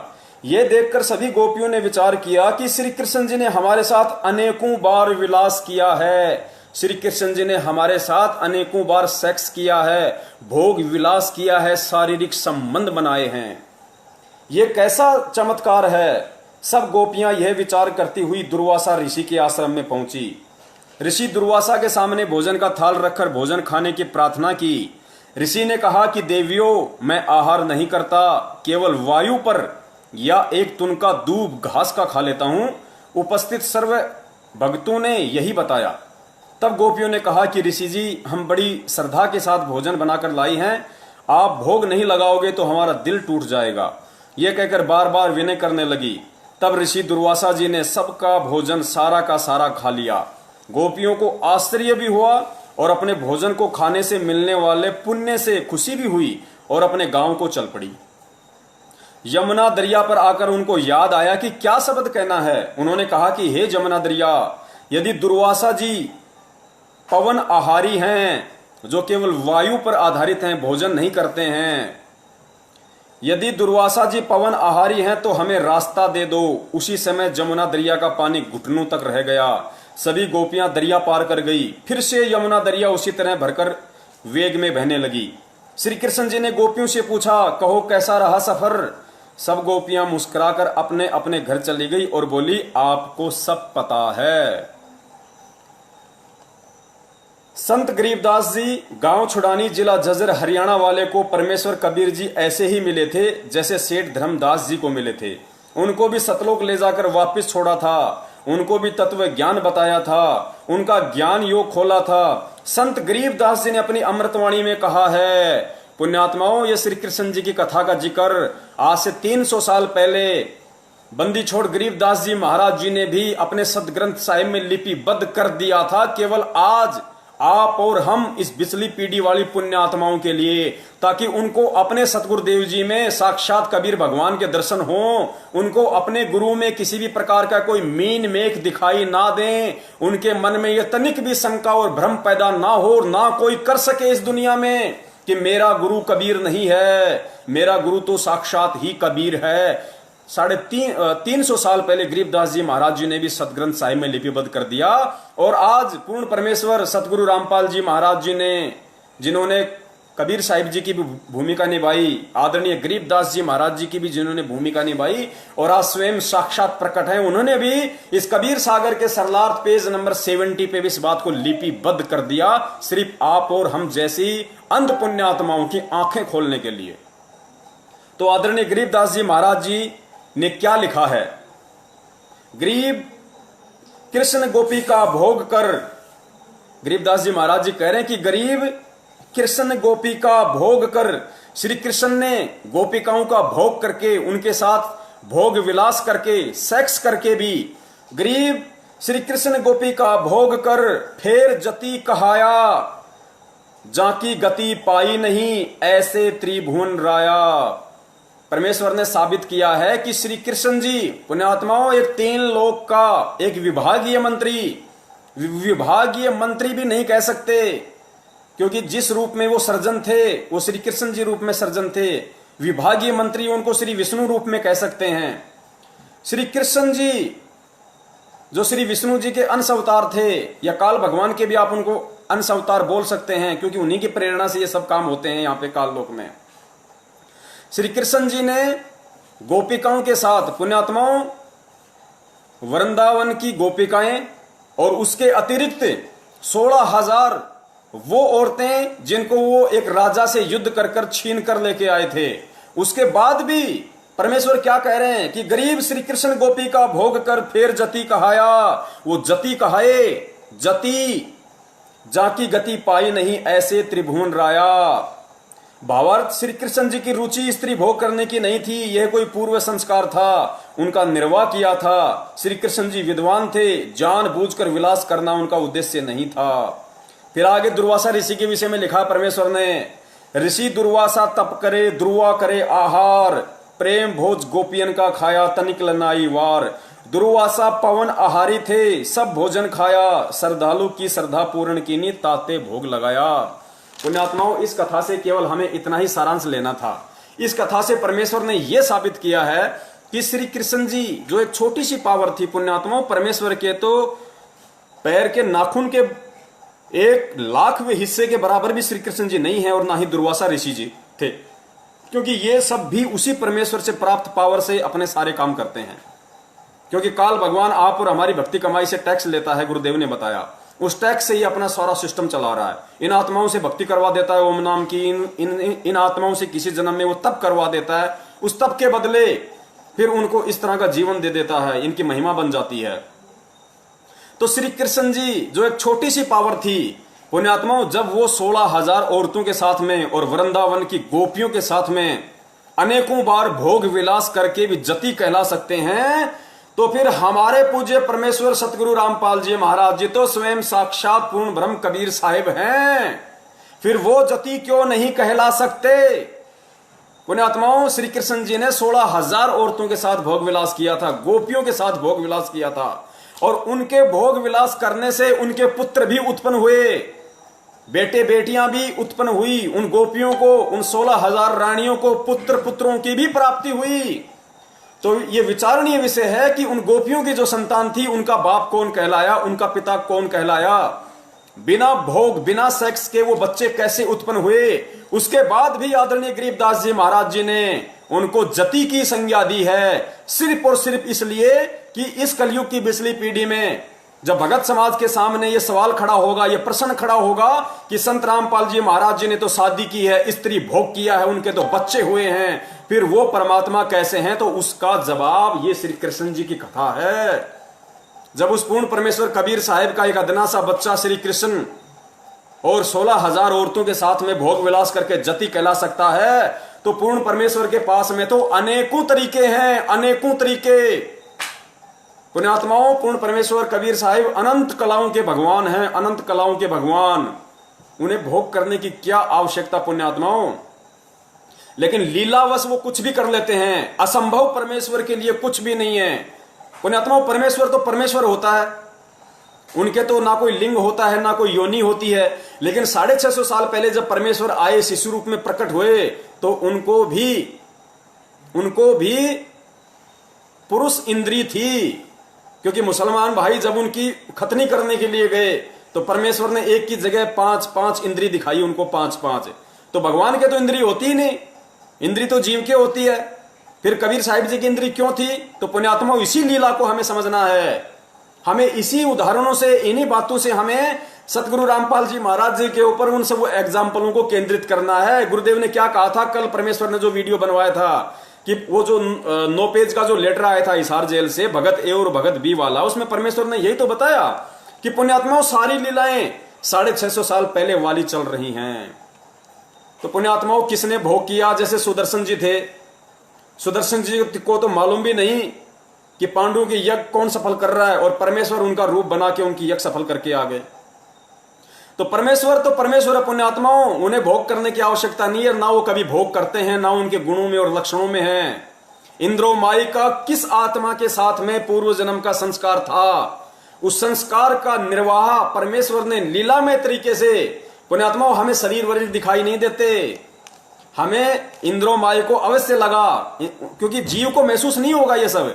जिस प्रकार उन गोपियों को महसूस नहीं हो रहा था, जिस प्रकार उन गोपियों को पता नहीं पड़ा, उन गोपियों को महसूस नहीं हुआ, उन्होंने कभी भी ये मन में नहीं लाए कि श्री कृष्ण के अलावा हमारे साथ किसने भोग किया होगा क्या। वो तो आश्चर्य में पड़ गई कि श्री कृष्ण ने तो अनेकों बार हमारे साथ भोग विलास किया है, ये कैसा अचरज हो गया। इसी प्रकार अनारो माई को इस बात का तनिक भी आभास नहीं हो सकता, उनको तनिक भी एहसास नहीं हो सकता, जिस प्रकार उन गोपियों को नहीं हुआ। और जब गोपियों को नहीं हुआ और फिर श्री कृष्ण जी जति कहला सकते हैं, तो इधर हमारे परमेश्वर तो उनके बाप हैं, बाप, ये क्या नहीं कर सकते। तो पुण्यात्माओं ये उदाहरण हमें समझने पड़ेंगे। परमेश्वर के ये अनमोल वचन, ये सत्संग गुरुदेव ने क्या बताया? क्या कभी भी सतलोक आश्रम बरवाड़ा में गुरुदेव ने कभी भी किसी भगत को किसी भी सत्संग में ये कहा कि भाई मेन गेट के पास में जो शंका समाधान का एक कमरा बना हुआ है, वहां मैंने मेरे छोटे भाई महेंद्र को बैठा रखा है, और तुम भक्तों को जो भी शंका हो वहां जाके समाधान करवा लो? कभी नहीं कहा परमेश्वर ने, कभी नहीं कहा। क्यों नहीं कहा? क्योंकि परमेश्वर को पता है कि यदि ये दूसरों के आश्रित हो जाएंगे तो जीव जीव को भ्रमित कर सकता है, जीव जीव को भ्रमित कर सकता है। इसलिए परमेश्वर बार बार कहा करता थे कि पुण्यात्माओं यदि कोई चीज तुम्हारी समझ में नहीं आ रही है, क्योंकि तुम जीव हो, तुम्हारी बुद्धि अभी उस स्तर की नहीं है, उतना काम नहीं करेगी। इसलिए जब ये दास सत्संग करता है या तुम इस दास के सत्संग सुनते हो, और यदि तुम्हें कोई चीज समझ में नहीं आती है, तो मन में विक्षेप लेके मत आना, कोई शंका पैदा मत करना, तुम सत्संग ही सुनते रहना। एक ना एक दिन तुम्हारी शंका का निवारण किसी न किसी सत्संग में वो अंतर्यामी परमात्मा कर ही देगा। तो पुण्यात्माओं महेंद्र जी को तो सतलोक आश्रम बरवाड़ा में वो पद देना बहुत जरूरी था, क्योंकि वो सतगुरु देव जी का सांसारिक रूप में छोटा भाई था, बराबर की टक्कर थी भाई। और महेंद्र जी को यदि छोटा मोटा पद परमेश्वर यदि इस तरह का ना देते, तो वो नया बखेड़ा वहां पे शुरू कर देता, जो परमेश्वर के लिए और जी का झाड़ बन जाता वहां पे। इसलिए उसके मन की तृप्ति के लिए, उसके पाखंडवाद को बढ़ावा ना मिले, उसके मन की तृप्ति हो जाए, वो थोड़ा सा न्यूट्रल हो जाए, निष्क्रिय हो जाए, इसलिए उसको अन्य भक्तों से बढ़कर मान सम्मान जबरन दिया गया वहां पे। परमेश्वर अंतर्यामी है, परमात्मा को सब पता है कि कौन भगत क्या बखेड़ा खड़ा करेगा, संगत में कुसंगत कौन है, कब वो भगत संगत में बांस बन के खड़ा हो जाएगा, खुद भी जलेगा और दूसरों को भी जलाएगा। तो ये उन भगत भाइयों की शंका का निवारण हो गया होगा पुण्यात्माओं। और दूसरा पुण्यात्माओं, हम विचार करें इन सब बातों पे, जो भी हमारे भगत भाई बहन 8 सितंबर 2020 को भगवान का जन्मदिन मनाने जा रहे हैं। अब शर्म तो उनको नहीं आएगी, क्योंकि जब परमेश्वर बुद्धि देंगे तभी उनके समझ में आएगी, और बुद्धि देने में तो परमेश्वर ने कोई कमी छोड़ी नहीं। तो जाहिर सी बात है उनका कोई पिछला संस्कार ही कमजोर है, माड़ा है, जिस वजह से वो ज्ञान को आधार नहीं बना पा रहे। पुण्यात्माओं, विचार करो, विचार करो। हम जिस परमात्मा कबीर साहिब जी का, आप भूल जाओ संत रामपाल जी महाराज जी को। पुण्यात्माओं, हमारे लिए संत रामपाल जी महाराज जी को भूलने का मतलब, जो दास आपको बोलना चाह रहा है उसका मतलब ये ना समझ लेना आप लोग कि अपने गुरुदेव को भूल जाओ। संत रामपाल जी महाराज जी एक जो ओवरकोट हैं, जो एक शरीर हैं, जो कबीर परमेश्वर ने उस शरीर को जो माध्यम बनाया है, दास उसकी बात कर रहा है। उसके अंदर जो आत्मराम है, जो हमारा कबीर परमात्मा है, जो सौद स्वरूपी राम है, तेज पुंज वाला है, मैं उसकी बात कर रहा हूं कि हमने उनको याद रखना है। वो केवल एक माध्यम बने हुए हैं वर्तमान में, ओवरकोट पहन के संत रामपाल जी महाराज जी के स्वरूप का। तो पुण्यात्माओं, हमारे लिए ठीक है, वो तो माध्यम वो बना के रखेंगे इस काल लोक के विधान के अनुसार। तो दास ये कहना चाह रहा था कि दास के घर में कबीर साहिब जी का जो फोटो हम मानते हैं कि ये परमात्मा का फोटो है, ये उनका चित्र है, नहीं पुण्यात्माओं। दास अपने घर में कबीर साहिब जी का जो दाढ़ी मूछ वाला फोटो वो नहीं रखता। दास अपने घर में केवल अपने परम पूज्य सतगुरु रामपाल जी महाराज जी का ही एक मात्र फोटो रखता है, अन्य किसी का फोटो नहीं रखता है। क्योंकि परमेश्वर कहते हैं कि एक कै साधे सब सदें और सब साधे सब जाए, माली सींचे मूल को फले फूले घाए। और एक आत्मा के दो पति नहीं हो सकते, नेवर कदापि। तो हमें एक में ही भाव रखना है, हमें एक में ही श्रद्धा रखनी है। यही संत रामपाल जी महाराज जी के रूप में जो साक्षात कबीर परमेश्वर बैठे हैं, वही हमारा पिता है, वही हमारा बाप है, वही हमारा पिता है, वही हमारा पति है।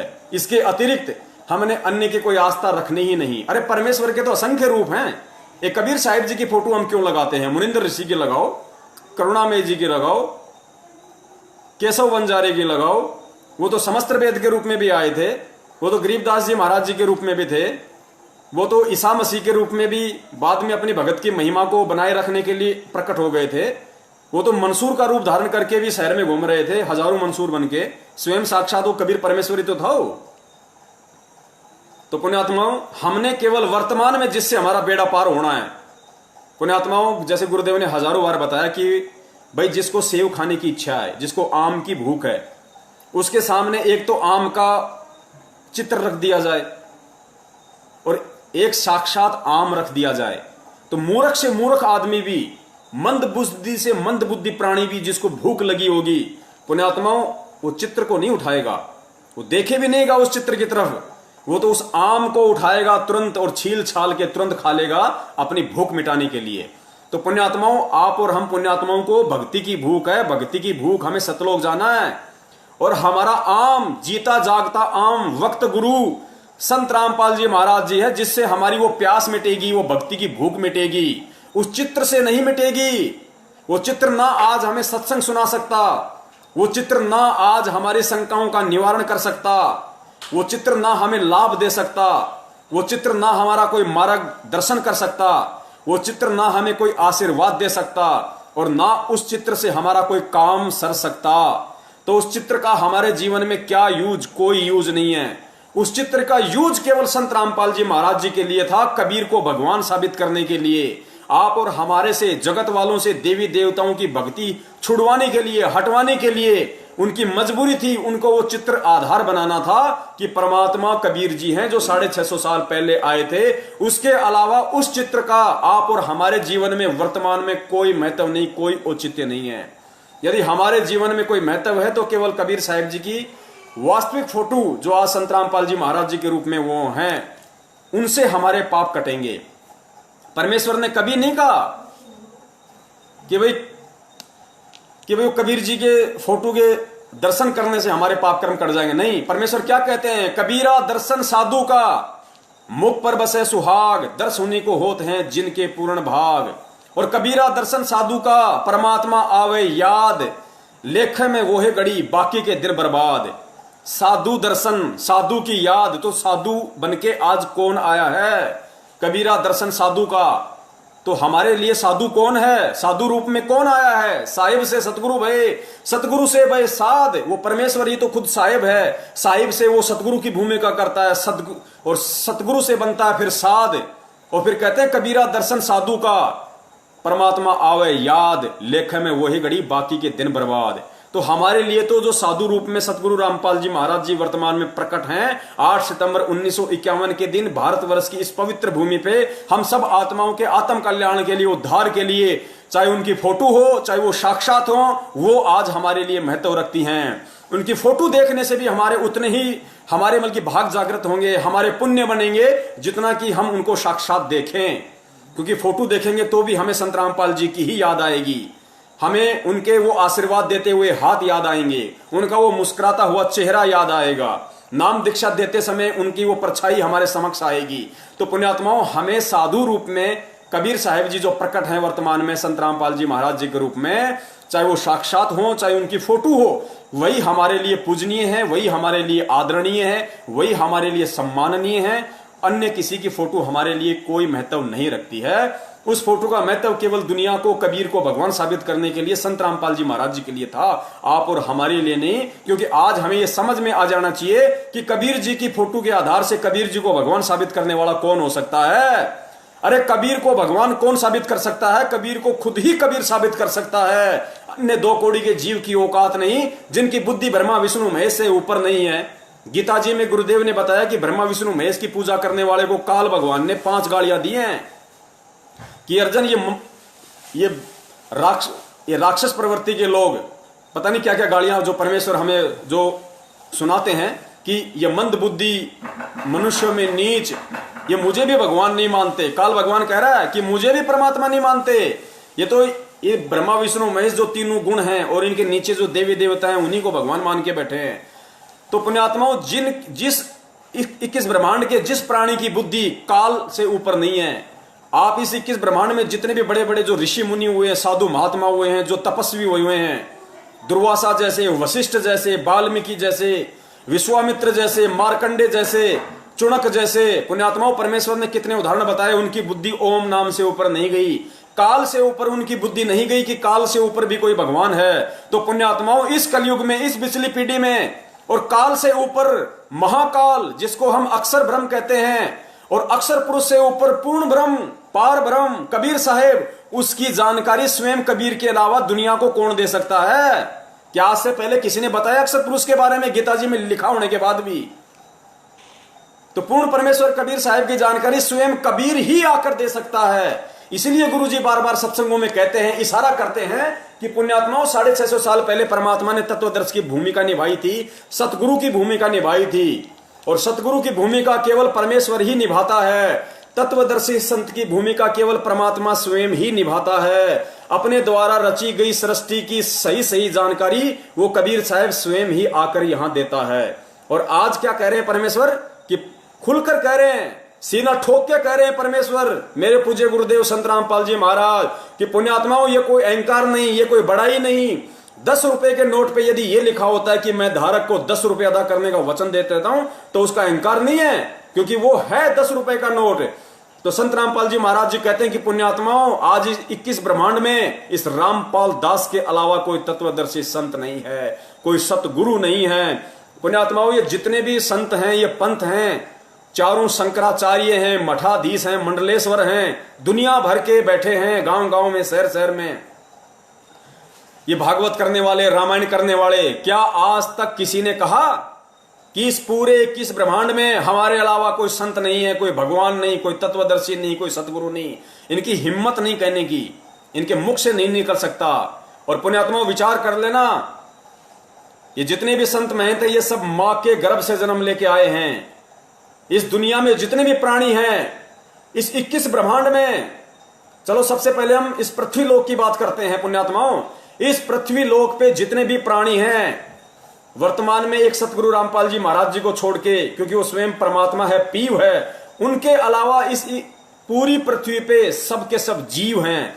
ये चाहे कितने ही बड़े बड़े महात्मा बने बैठे हों, शंकराचार्य बने बैठे हों, इनकी औकात नहीं कि अपने माँ बाप को उपदेश दे सकें, ये अपने माँ बाप से दंडवत प्रणाम करवा सकें, इनकी औकात नहीं है, क्योंकि ये जीव हैं, इनकी हैसियत हो ही नहीं सकती, इनकी बुद्धि वहां तक जा ही नहीं सकती, ये कर्म करने की इनके अंदर वो पावर आ ही नहीं सकती, इनके अंदर वो हौसला, वो विश्वास पैदा हो ही नहीं सकता। तो पुण्यात्माओं, इस पूरी पृथ्वी का ये इतिहास है, इस पूरी पृथ्वी का ये इतिहास है कि संत रामपाल जी महाराज जी के अलावा पुण्यात्माओं परमेश्वर 650 साल पहले भी आए थे, लेकिन नीरू नीमा ने कभी उनको दंडवत नहीं किया, क्योंकि गुरुजी ने बताया कि वो कभी उनको परमात्मा नहीं मानते थे।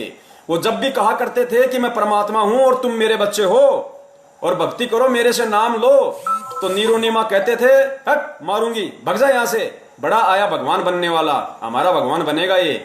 तो पुण्यात्माओं, यही स्थिति आदरणीय गरीबदास जी महाराज जी के साथ में थी। तो पुण्यात्माओं, आज संत रामपाल जी महाराज जी ही वो अकेले एकमात्र इकलौते संत हैं पूरे विश्व में जिनके माता पिता उनको दंडवत प्रणाम आश्रम में किया करते थे। ये पहचान होती है पूर्ण परमेश्वर की, वरना एक 2 कौड़ी का जीव अपने माँ बाप से कभी दंडवत नहीं करवा सकता।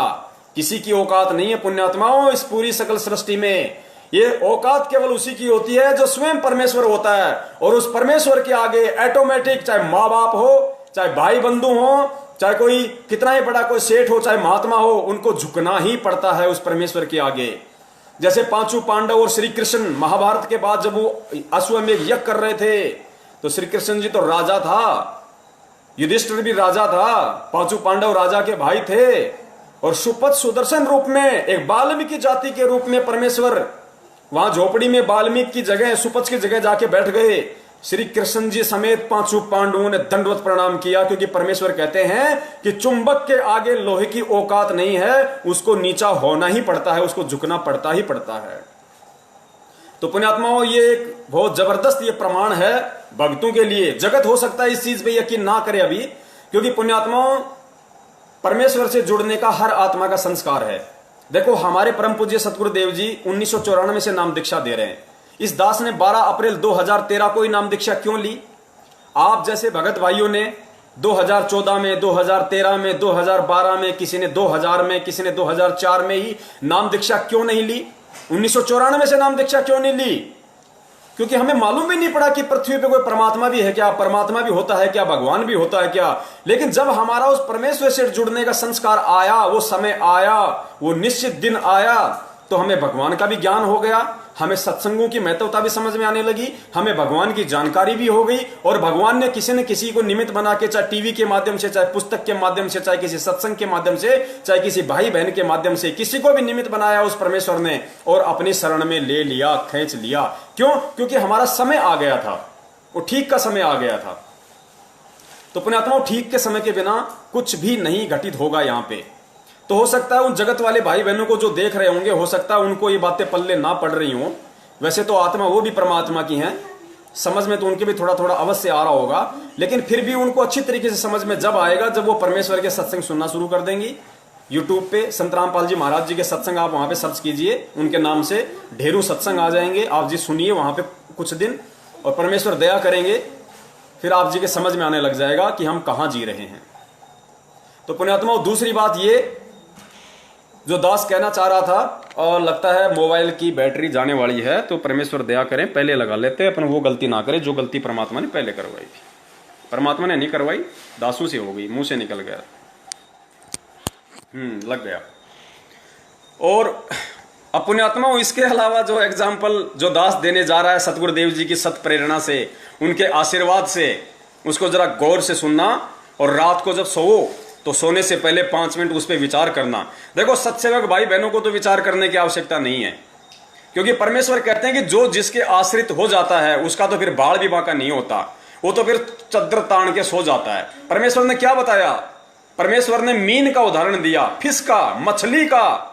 गुरुदेव ने बताया कि मछली जल के आश्रित होती है, और जल उसको इतनी छूट दे देता है, उसको इतनी स्वतंत्रता दे देता है कि चाहे पानी की कितनी ही तेज धारा बह रही हो, मछली विपरीत धारा में और ऊपर चढ़ जाती है, जहां से पानी गिर रहा है उस फॉल के ऊपर चढ़ जाती है। उस बहाव में मछली यूं करती करती करती उल्टी चढ़ जाती है। क्यों? क्योंकि पानी ने उसको छूट दे रखी है, पानी ने उसको स्वतंत्रता दे रखी है, उसको पूरी सिक्योरिटी दी हुई है कि तुम मस्त होके खेल, मस्त होके ना, तेरा बाल भी बाका नहीं होगा। क्यों? क्योंकि वो मछली उस पानी के आश्रित है, उसके बिना वो जीवित नहीं रह सकती, उसके बिना उसके जीवन का कोई उद्देश्य नहीं, कोई मकसद नहीं, कोई सार नहीं, कोई सारांश नहीं, कोई निष्कर्ष नहीं। तो पुण्यात्माओं, हम जो सत्सेवक हैं वो हम कोटि कोटि दंडवत प्रणाम करते हैं अपने परम पूज्य सतगुरुदेव जी का, कोटि कोटि उनका धन्यवाद करते हैं, उनका आभार व्यक्त करते हैं कि परमेश्वर ने अपना सत्य ज्ञान देके और पिछले जन्मों में हमारे मजबूत भक्ति संस्कार बनाए, ताकि वर्तमान में आज हम उनको पहचान पा रहे हैं, हम उनको समझ पा रहे हैं, हम उनको परमात्मा स्वीकार कर रहे हैं हृदय से। तो परमेश्वर ने सत्सेवकों को तो भाई मछली की तरह खुली छूट दे रखी है, हमारे को तो कोई मीन मेख नहीं है किसी भी प्रकार की।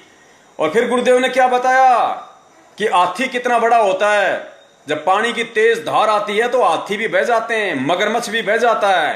क्यों? क्योंकि वो पानी के आश्रित नहीं है। मगरमच्छ घंटे 2 घंटे भी जल से बाहर रह लेता है, सो लेता है, जी जाता है, लेकिन मछली नहीं रह सकती। इसलिए मगरमच्छ रहता तो पानी में है, लेकिन वो पानी के आश्रित नहीं है। इसी प्रकार सतलोक आश्रम मैनेजमेंट हरियाणा और उनके पीछे लगे हुए लाखों की संख्या में हमारे जो भगत भाई बहन हैं, गुरुदेव ने क्या बताया उस लेटर में कि ये लोग समर्पित तो हैं, लेकिन आध्यात्मिक ज्ञान इनको संपूर्ण नहीं है, जिस कारण से इनकी श्रद्धा, इनके भाव मेरे अंदर नहीं बन रहे। सत्सेवकों को मेरे अंदर कबीर दिखाई देता है और मैनेजमेंट यानी भगत ए को मेरे अंदर रामपाल दिखाई देता है, जिसमें जमीन और आसमान का अंतर है। उस 9 पेज के लेटर में परमेश्वर ने खुलासा किया है। तो पुण्यात्माओं, हमें कोई शंका नहीं है, हमें तो परमेश्वर उस लायक बना रहे हैं कि जिनको शंका है उनकी शंकाओं का निवारण करवा रहे हैं। परमेश्वर हम तुच्छ जीवों को, जिनकी कोई औकात नहीं, पुण्यात्माओं, उनको निमित्त बना रहे हैं लाखों के भगत समाज को संदेशा दिलवाने के लिए कि हम परमेश्वर को परमेश्वर माने। 650 साल पहले हमने जो महाभूल, महागलती की कि हम परमात्मा को परमात्मा नहीं मान पाए, आज वो गलती करने से हम बचें। 8 सितंबर सन 2020 को संत रामपाल जी महाराज जी का एकमात्र सतलोक आश्रम मैनेजमेंट हरियाणा के कहने से, हम उनका जन्मदिन मनाने से हम बचें, अपने कर्म फूटने से बचें। बहुत सारे भगत भाई कहते हैं कि भाई सतलोक आश्रम मैनेजमेंट हरियाणा तो गुरुदेव ने बनाया है, परमात्मा ने तो बनाया मैनेजमेंट, गुरुजी ने तो बनाया मैनेजमेंट, फिर हम उनकी बात क्यों नहीं माने? तो भैया, काल भगवान को भी तो परमात्मा ने बनाया था, काल भगवान को भी तो परमात्मा ने बनाया, गुरुदेव ने बनाया है। फिर तुम काल भगवान की बात क्यों नहीं मानते? ओम नाम का बोल के उच्चारण क्यों नहीं करते? तुम लोग ये तप क्यों नहीं करते? डले क्यों नहीं ढोते? उसकी बात क्यों नहीं मानते? गुरुदेव ने बनाया है मैनेजमेंट को, गुरुदेव ने बनाया है काल भगवान को, लेकिन गुरुदेव ने अपना विधान भी बताया है कि जो मेरे मर्यादाओं के जो खिलाफ चले, जो मेरे ज्ञान को आधार बना के ना चले, उनसे तुम्हारा कोई मेल नहीं होना चाहिए, उनसे तुम्हारा कोई संपर्क नहीं होना चाहिए, चाहे तुम्हारा कितना ही निजी हो, तुम्हारा कितना ही प्रिय क्यों ना हो। गुरुदेव कहते हैं, परम शक्ति संगीतम रिद्धि सिद्धि दाता सोही, अविगत गुण अतितम सत्य पुरुष निर्मोही। जिस प्रकार वो परमेश्वर निर्मोही है इस भक्ति मार्ग में, चाहे उनका कितना ही निजी हो, चाहे वो किसी भी कुल में, किसी भी परिवार में लीला में तरीके से वो प्रकट हो, चाहे वो किसी को अपनी माँ कहते हो, अपना पिता कहते हो, अपना भाई कहते हो, अपनी औरत कहते हो, अपने बच्चे कहते हो, कहते हैं वो निर्मोही परमात्मा है। परम शक्ति संगीतम रिद्धि सिद्धि दाता सोही, अविगत गुण है अतितम सत्य पुरुष निर्मोही। यदि उसकी भक्ति के खिलाफ कोई भी चलेगा तो उसका बक्कल ही उतरेगा, वो मोक्ष प्राप्त नहीं कर सकता। बक्कल उतरने का मतलब ये नहीं कि उसकी गर्दन कट जाएगी आज ही, नहीं। जब मोक्ष नहीं होगा तो काल भगवान अनेकों तरीके से गर्दन काटेगा, कभी गधा बना के, कभी मुर्गा बना के, कभी बकरा बना के, वो गर्दन ही उठाता है, वो बक्कल ही उतारता है फिर। तो आगामी जो एग्जाम्पल परमेश्वर और दिलवाने जा रहे हैं अंतिम, क्योंकि पुण्यात्माओं 2 दिन हमारे पास में और शेष है, परमेश्वर छोटे छोटे वीडियो बनवाएंगे। हो सकता है आज भी हमें सतगुरु प्रगट दिवस कैसे मनाना है, किस विधि से मनाना है, क्या करना है, हो सकता है आज भी हमारे पास समय ना बचे, इसलिए परमेश्वर उसके लिए कल का दिन निर्धारित करेंगे।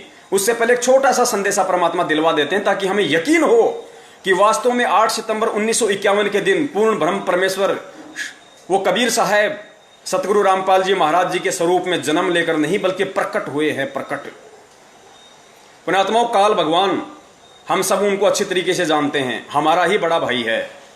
उसी के पीछे लगकर हमने ये महाभूल की थी, अपने पिता से हमने सतलोक में गद्दारी की थी, जिसका परिणाम हम कुत्ते गधे 84 लाख योनियों में भोग कर काट रहे हैं। आज परमेश्वर ने सद्बुद्धि दी, सत्प्रेरणा दी, किसी संस्कार की वजह से अपनी शरण में लिया। अहो भाग्य हम सब आत्माओं का, हम सब कोटि कोटि आभारी हैं परम पूज्य गुरुदेव के। तो पुण्यात्माओं, विचार करो जब से वो काल भगवान इस सृष्टि में आया है, आप और हमारे से पहले आया था। दुर्गा और काल भगवान सबसे पहले 21 ब्रह्मांड में आए थे यहाँ पे। उसके बाद फिर सबसे पहले उन्होंने हम आप और हमारे को शब्द से उत्पन्न किया। गुरुदेव ने बताया कि सबसे पहले तो आप और हम जितने भी आत्माएं हैं, इनको दुर्गा ने शब्द शक्ति से उत्पन्न किया, मैथुन क्रिया से नहीं किया था। जब इसकी शब्द शक्ति समाप्त हो गई तो फिर इसने इनको क्या बोलते हैं, इनको ब्रह्मा विष्णु महेश को निमित्त बनाया। और गुरुदेव कहते हैं कि आपने सुना होगा कि ब्रह्मा जी के नाक से इतने जीव उत्पन्न हुए, मुंह से इतने हुए, कान से इतने हुए, क्योंकि इसके पास में शब्द शक्ति थी। और जब इसकी शब्द शक्ति समाप्त हो गई तो फिर काल भगवान ने इस सृष्टि में मैथुन क्रिया शुरू की है। उसके बाद अरे गुरुदेव ने क्या बताया कि जब ब्रह्मा विष्णु महेश का जब जन्म हो रहा था, उनका कमल के फूल पे लेटा हुआ था, उस समय गुरुदेव ने क्या बताया कि मधु और कैटब आ गए। अब बताओ कहां से आ गए? मधु और कैटब कहां से आ गए? उन्होंने कहां से जन्म लिया? उसको दुर्गा ने, गुरुदेव ने बताया कि मधु और कैटब को दुर्गा ने अपने शब्द शक्ति से उत्पन्न किया था, ब्रह्मा विष्णु महेश को यह जनाने के लिए कि तुम पूर्ण परमात्मा नहीं हो, तुम कोई बहुत बड़ी कोई पावर नहीं हो, कल को तुम्हारे अंदर अहंकार आ जाए, अभिमान आ जाए। और उनका बाप काल भगवान, पुण्यात्माओं विचार करना, परमेश्वर ने बताया कि काल भगवान कभी जन्म नहीं लेता। क्या काल भगवान जन्म लेके आया था यहाँ पे? और काल भगवान ने कितनी बार अपना शरीर छोड़ा है? तो क्या दूसरा शरीर वो जन्म लेके छोड़ता है? किसी मां के पेट से जन्म लेता है? नहीं। गुरुदेव ने बताया कि परमेश्वर के आशीर्वाद से, सतगुरु के आशीर्वाद से वो शब्द से उत्पन्न होता है। ये सभी आत्माएं दूसरे ब्रह्मांड में चली जाती हैं। दुर्गा और काल को भी परमेश्वर अपने शब्द शक्ति से दूसरे ब्रह्मांड में भेज देता है। फिर नए सिरे से दुर्गा और काल की उत्पत्ति अपने शब्द से करता है परमात्मा। तो पुण्यात्माओं, जो परमेश्वर काल की उत्पत्ति शब्द से करता है, जिस काल का आज तक यहाँ पे किसी मां के पेट से जन्म नहीं हुआ, तो स्वयं वो परमात्मा यदि 8 सितंबर 1951 के दिन अपने धर्मदास जी के साथ 650 साल पहले किए वायदे के अनुसार, वचन के अनुसार, यदि 8 सितंबर 1951 के दिन इस बिजली पीढ़ी में भारत की पवित्र भूमि पे आएगा, तो क्या मां से जन्म लेके आएगा? जो काल का जन्म नहीं होने देता मां के पेट से, उसको अपने शब्द से उत्पन्न करता है। वो इतना समर्थ, इतना पावरफुल, इतना शक्तिमान परमात्मा के स्वयं मां के गर्भ से आएगा। पुण्यात्माओं, हमारी बुद्धि भ्रष्ट है उन आत्माओं की जो ये महाभूल 8 सितंबर 2020 को उनका जन्मदिन मनाकर करने जा रही है।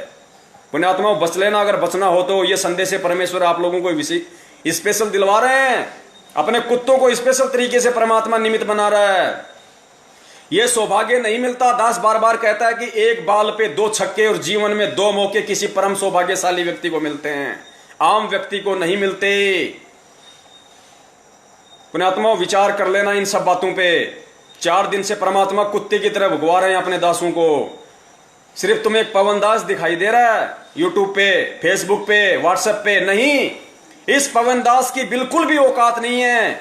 यदि मेरे सत्सेवक भगत भाई मुझे ये सबूत ना दें, यदि वो परमेश्वर के अनमोल जो सत्संग है, मेरी बहनें, मेरे भाई, वो यूट्यूब से गुरुजी के वो सत्संग सुनते हैं, एक एक शब्द को ध्यान से सुनते हैं, और जैसे ही परमात्मा उनको प्रेरणा करते हैं कि ये तो बड़ा अनमोल उदाहरण दिया है परम पूज्य गुरुदेव ने, उसकी तुरंत उसकी कटिंग कर लेते हैं, वो दास को भेजते हैं। फिर परमेश्वर दास को सद्बुद्धि दे देते हैं उस चीज को सही तरीके से व्याख्या करने की, उसका वर्णन करने की। अन्यथा पुण्यात्माओं, इस पवन दास की तो कुत्ते से, सूअर से बढ़ के भी औकात नहीं है।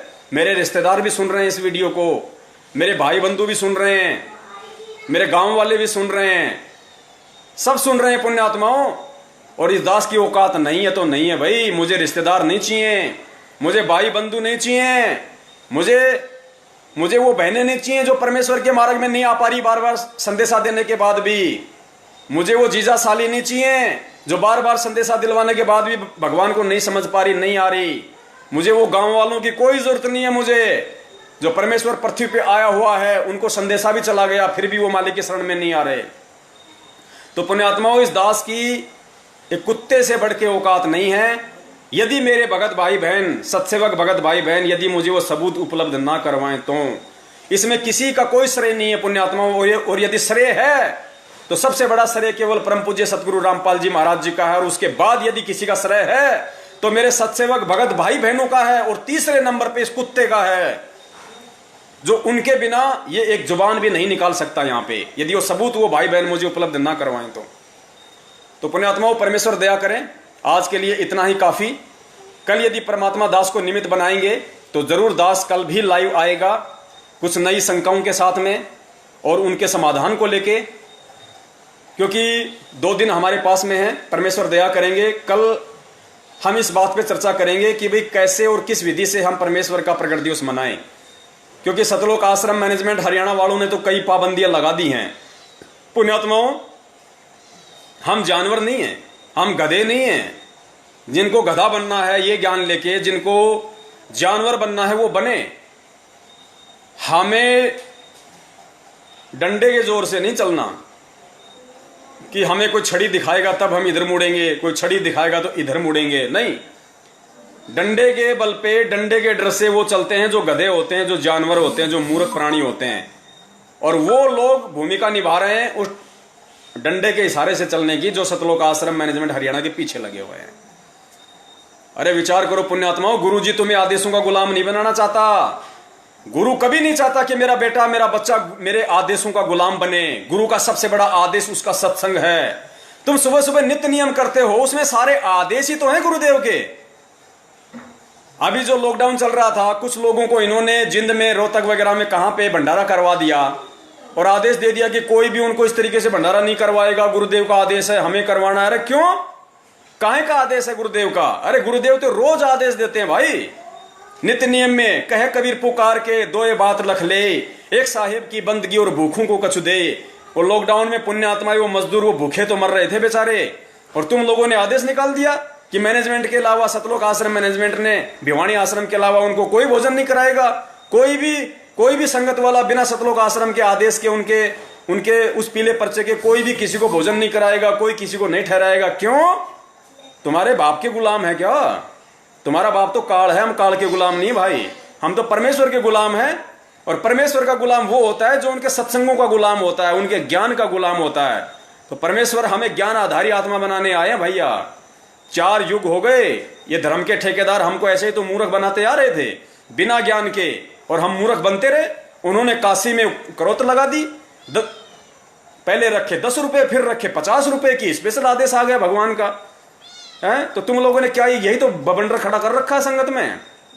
परम पूज्य गुरुदेव 2014 में 7,000 रुपए पाठ प्रकाश के और 500 रुपए ज्योति के लिया करते थे।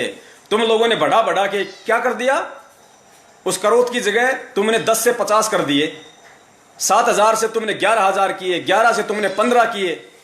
शर्म आनी चाहिए तुम लोगों को, लेकिन शर्म आएगी नहीं, क्योंकि इन बातों का असर तुम पे नहीं होगा।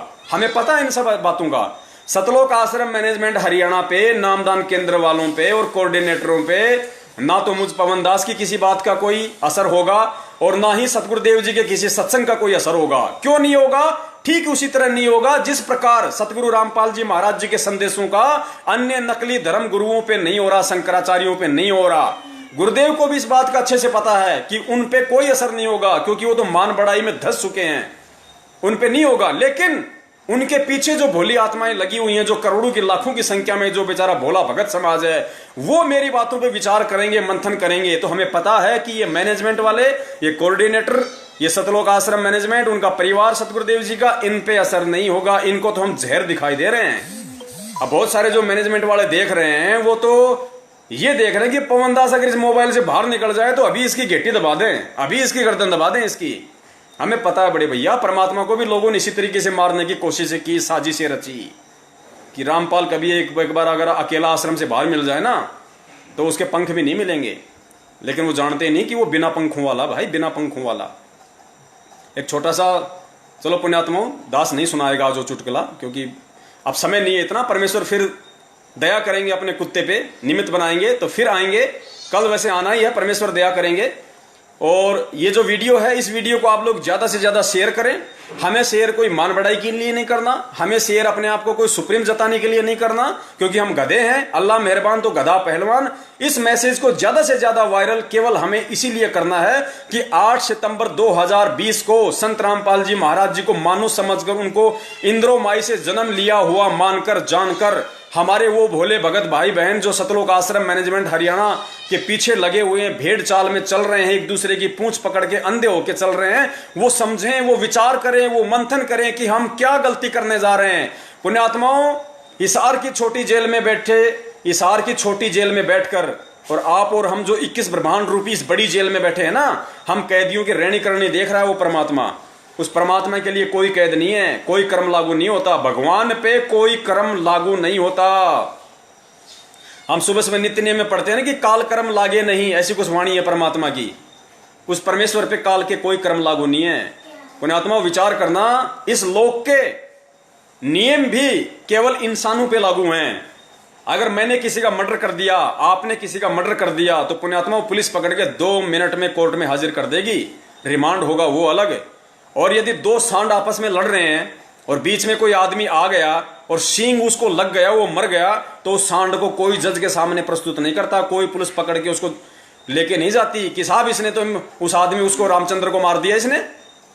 अब वो जज ना उसको कोई सजा सुनाता है कि इस काले कलर वाले बैल का 4 दिन का रिमांड लिया जाए। वो बैल उनका रिमांड ले लेगा अगर उन्होंने रिमांड ले लिया तो पुण्यात्मा, जब इस काल लोक में और जानवरों पे नियम लागू नहीं है, जानवरों पे वो कर्म लागू नहीं है जो इंसानों पे कर्म लागू हैं, तो सोचो उस पूर्ण ब्रह्म परमेश्वर पर कैसे लागू हो सकता है? उस पे लागू नहीं होगा। क्यों? क्योंकि कर्म लागू उस पे होते हैं जो मां के गर्भ से जन्म लेके आता है। तो बंदी छोड़ सतगुरु रामपाल जी महाराज जी की जय हो। सभी पुण्यात्माओं तक तो ज्यादा से ज्यादा ये शेयर करें, और जो भी नए भगत भाई बहन हैं उनकी कोई भी शंका हो तो वो शंकाएं परमेश्वर के दया से हम कल उनका समाधान करेंगे, क्योंकि कल ज्यादातर समय हम इसी बात पे निकालेंगे कि जो कमेंट्स आ रहे हैं, आज भी बहुत सारे भगत भाई बहन हैं जिनके वो कमेंट्स आ रहे थे, लेकिन दास उन पे ध्यान नहीं दे पा रहा पुण्यात्माओं, क्योंकि परमेश्वर ने जो दिमाग में डाउनलोड कर रखा है, जो फीड कर रखा है पुण्यात्माओं, यकीन मानना, जो दास हाथ से लिख के बैठता है उस पर तो चर्चा ही नहीं होती, उससे तो खाली शुरुआत होती है। बाकी तो परमात्मा पता नहीं आगे से आगे क्या कुछ दिमाग में रील चलाते रहते हैं कि बेटा तुझे ये बोलना, तू ये बोल, तू ये बोल। कहते हैं ना, गरीब दास हर रूप में तू ही बोलनहार। तो परमेश्वर ही आगे से आगे सारा पिक्चर को चलाते हैं। लेकिन फिर भी हम कल परमेश्वर से अरदास करेंगे, हम विनती करेंगे अपने पूर्ण ब्रह्म से कि हमारे भगत भाई बहन जो कमेंट्स में अपने जो शंकाएं जाहिर करते हैं, हो सके तो हम उनका भी समाधान करें, क्योंकि परमेश्वर ने हमें ये आदेश दे रखा है। जब हम नाम दीक्षा लेते हैं तो सत्संगों में भी कई बार सतगुरुदेव जी कहते हैं कि भाई देखो, हर बार हर सत्संग का जिक्र मैं यहाँ सत्संग में नहीं कर सकता, और आप लोग भी हर सत्संग को अटेंड नहीं कर सकते हो। इसलिए जो भी शंका होती है, आप अन्य जो भगत हैं, जो पुराने भगत हैं, आप उनके संपर्क में रहो, उनसे भी आप इन बातों को पूछ सकते हो। तो परमेश्वर दया करें, उसी आदेश को, उसी अधिकार को काम में लेते हुए, वरना हमारी तो कोई औकात नहीं है किसी की शंकाओं का समाधान करने की, लेकिन परमेश्वर के उस सत्संग रूपी आदेश के अनुसार हम उसका यूज करते हुए कल हो सकता है हम जो कमेंट्स में कुछ भगत भाइयों की जो शंकाएं होंगी उनका परमेश्वर निवारण करवाएंगे। तो बंदी छोड़ सतगुरु रामपाल जी महाराज की जय हो। सत साहिब।